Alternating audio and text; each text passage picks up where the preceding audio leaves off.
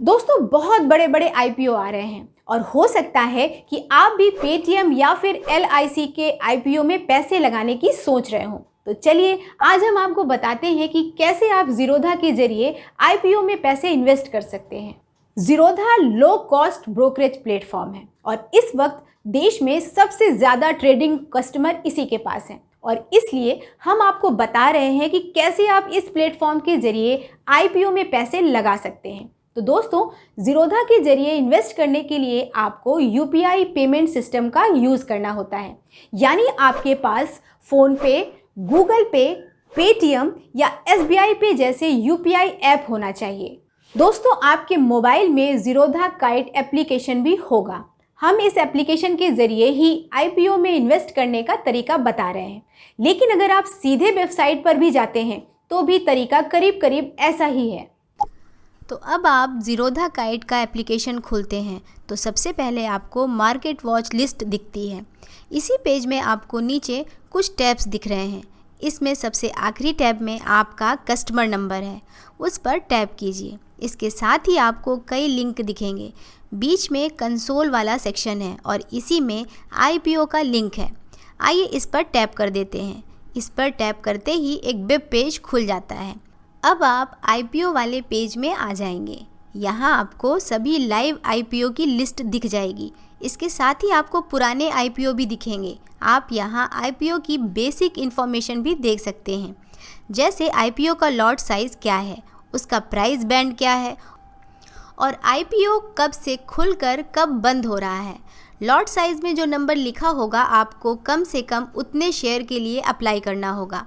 आमतौर पर ये ऐसा नंबर होता है जिसकी वैल्यू 10 से 15,000 रुपये के बीच होती है।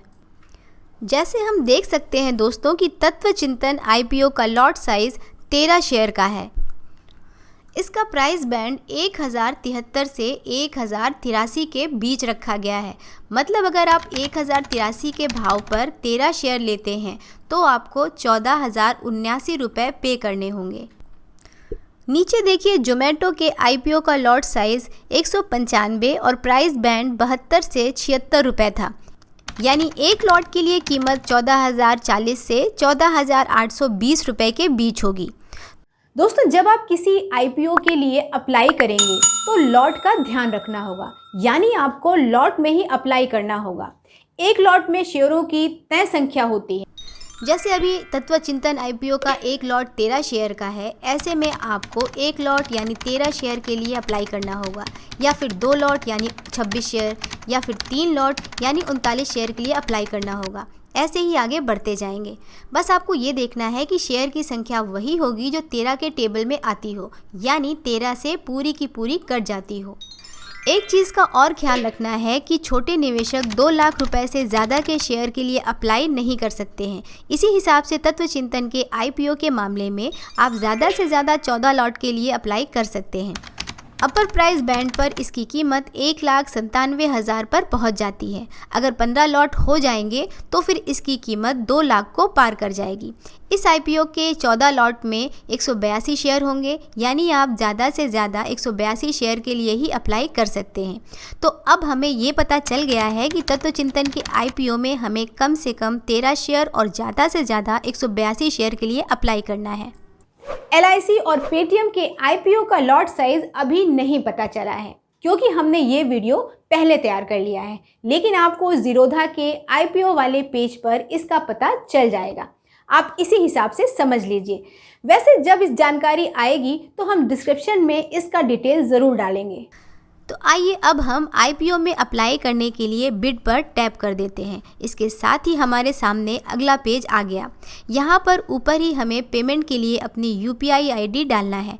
वैसे अगर आपने पहले ट्रांजैक्शन किया होगा तो एक यूपीआई आईडी पहले से ही पड़ी होगी। आप चाहे तो उसे बदल भी सकते हैं या फिर वैसा ही छोड़ दीजिए। इसके बाद अगले फील्ड में हमें इन्वेस्टर टाइप चूज़ करना है। हम इसे इंडिविजुअल इन्वेस्टर ही रहने देते हैं। अब आता है आईपीओ में अप्लाई करने का सबसे इम्पॉर्टेंट हिस्सा। यहाँ पर आप देखिए 1, 2 और 3 लिखा हुआ है। इसका मतलब ये है कि आप 3 अलग अलग भाव पर इस आईपीओ के लिए अप्लाई कर सकते हैं। दोस्तों, हर आईपीओ का एक प्राइस बैंड होता है जिसमें एक न्यूनतम भाव होता है और एक अधिकतम भाव, यानी आप इस बैंड के बीच किसी भी 3 भाव पर बोलियां लगा सकते हैं।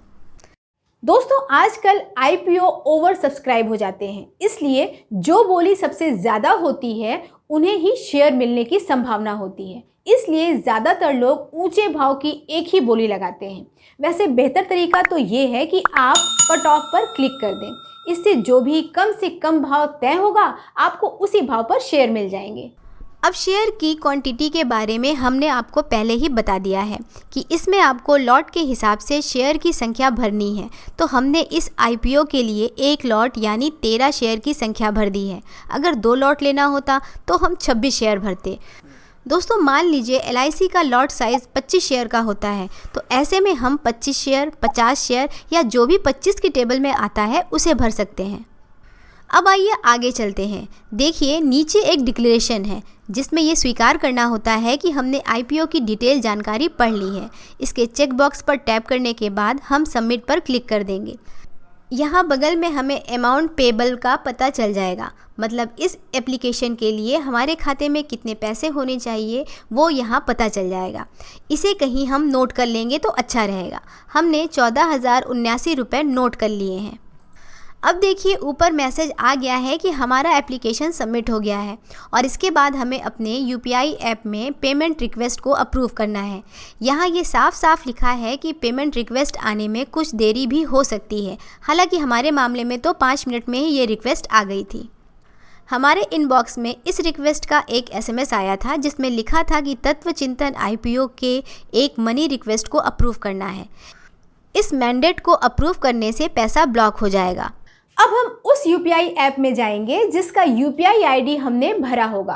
वैसे अगर आपके पास फ़ोन पे या गूगल पे या पेटीएम जैसा कोई एक ही ऐप है तो फिर आपको चिंता करने की ज़रूरत नहीं है। आप उस ऐप को ओपन कीजिए। आप जैसे ही इसे ओपन करेंगे, सामने ही आपको पेमेंट का नोटिफिकेशन दिख जाएगा।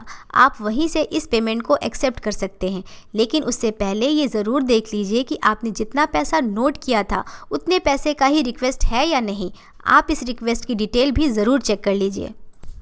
उसमें इस रिक्वेस्ट के बारे में कुछ और जानकारियाँ होंगी, जैसे इस रिक्वेस्ट की वैलिडिटी कब तक होती है। ऐसा हम इसलिए कह रहे हैं दोस्तों क्योंकि मनी रिक्वेस्ट के जरिए फ्रॉड का धंधा खूब चल रहा है, इसलिए हमें सतर्क रहना बहुत ज़रूरी है।